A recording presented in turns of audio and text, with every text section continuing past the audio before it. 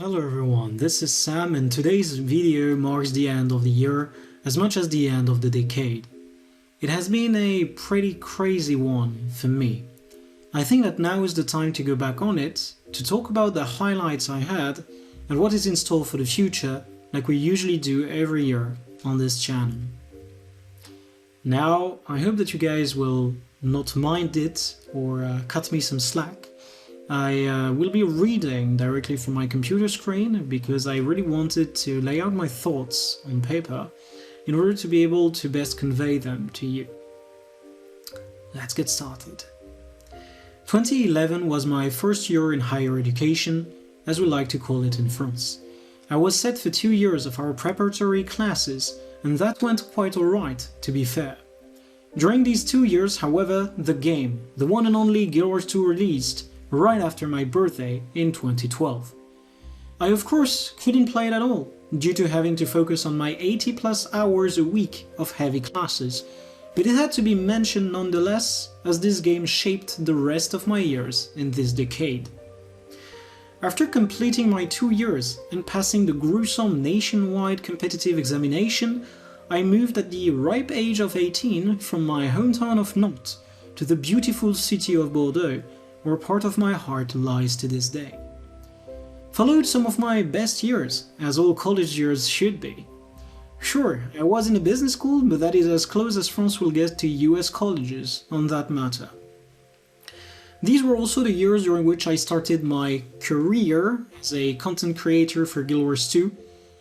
I got interested into the hardcore scene of the game in late 2013, which led me to apply to what was called Define at the time and later became Snowcrows.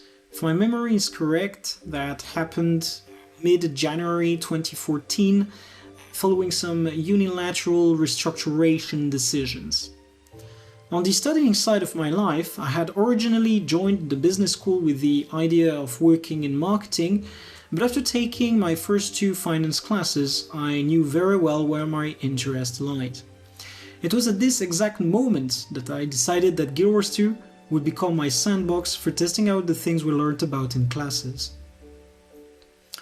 I later began streaming on July the 4th, 2014, and that was definitely one of the best decisions of my life. It started as daily dungeon tours, mixed with some farming and trading advice, and grew up to be quite the thing as I joined the streaming team of the rising star of the 2014 Guild Wars 2 Twitch scene, Mr. Coolioben himself. However, all good things had an end, and I had to move out of Bordeaux to do my student exchange through the Erasmus program. My choice landed on Denmark, as a guildmate of mine studied at the Copenhagen Business School and told me many a few times how great of a place it was to study and live at. Thus, in July 2015, I packed my bags, left my apartment, the city of Bordeaux, and France altogether, and went for a 3-week trip across Northern Europe. During this trip, I met a few people I gamed and or streamed with.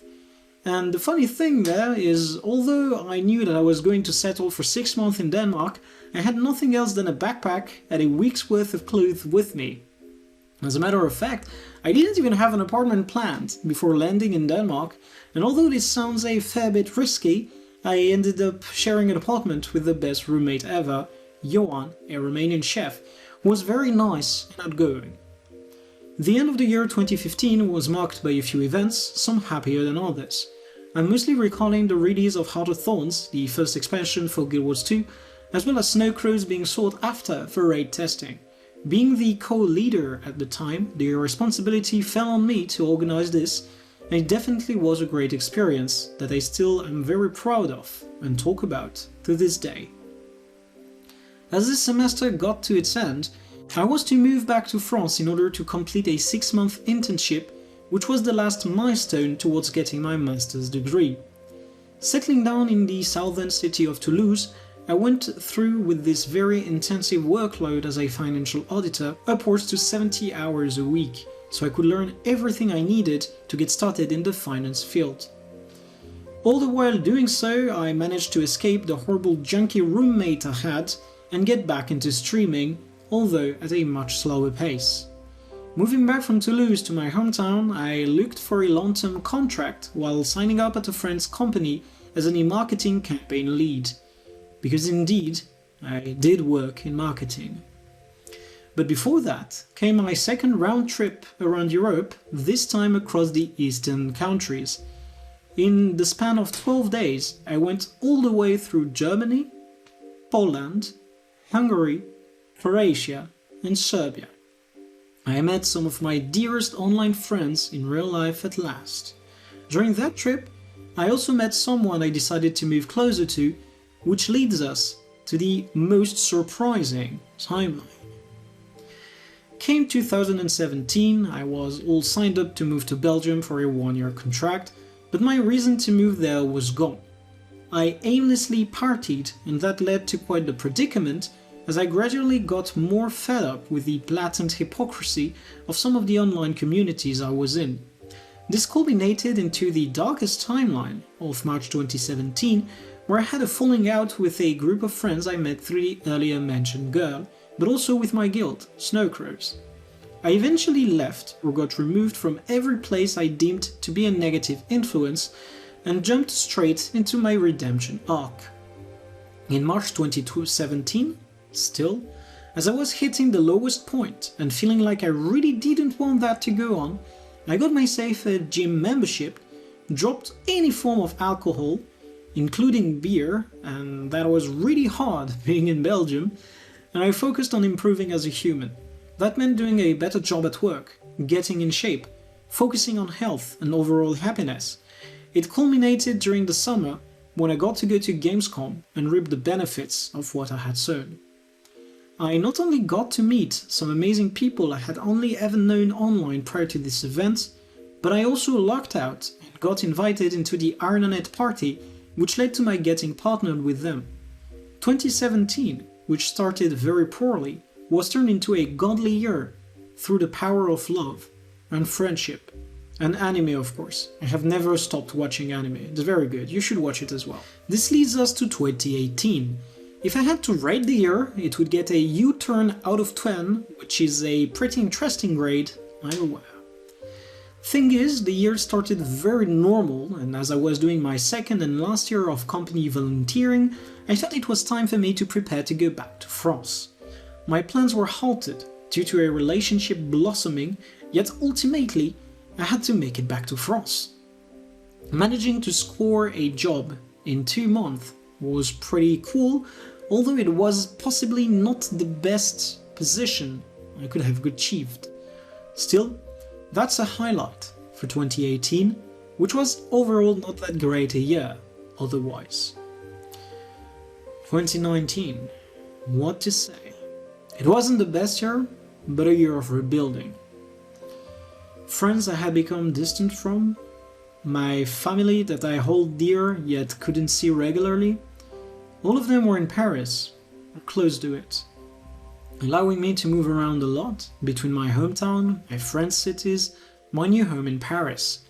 Of course, being back in France at a new job, that took most of my energy, and the YouTube content wasn't as great as it could be, alongside a drop in streaming activity, although the cooking streams that I started in 2018 kept going. To the extreme pleasure of my colleagues actually, because they are the ones who got most of my creation for breakfast on Mondays. And despite all my energy going towards my career, some people at work weren't as great as I would have expected, leading me to understand one big life lesson. Although I am expecting excellence from myself, and can see that being reflected in others' expectation of my own work, this is not the way they consider themselves. This lesson was very important going forward and is shaping what my 2021 is going to look like. Still, 2019 was definitely a good year in retrospect, as I got to see people I care a lot for. And now, we get to 2020. What a year this was. It started with some pretty good energy on my end, as I kicked out the last bit of toxicity from my life after the ultimate argument against the 2018 issue, as I like to call it. Then, well, we had a good 2 months of peace, quiet, and enjoyment. Then everything changed when the coronation attacked. Being stuck at home for months, not being able to go to the gym, nor seeing anyone, made me go a bit crazy, not gonna lie. But we made it through, and I even got blessed with a wonderful gift as the lockdown ended, since I actually got to date the girl I had set my eyes onto. That is pretty much 100% my highlight of the year, as she's really awesome and complements my character really well.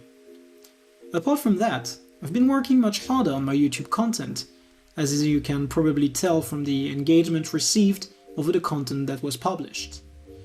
18 videos throughout the year, plus the animation of a PvE tournament, are definitely more than I had in mind, and I can only strive to keep up that pace comes 2021.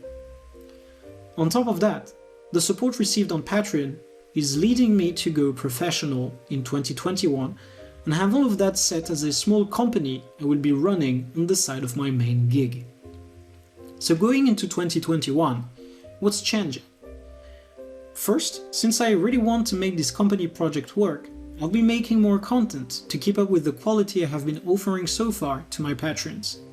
This also means taking much more firm stances on some topics, mainly regarding the Guild Wars 2 economy and what some players have been doing with it.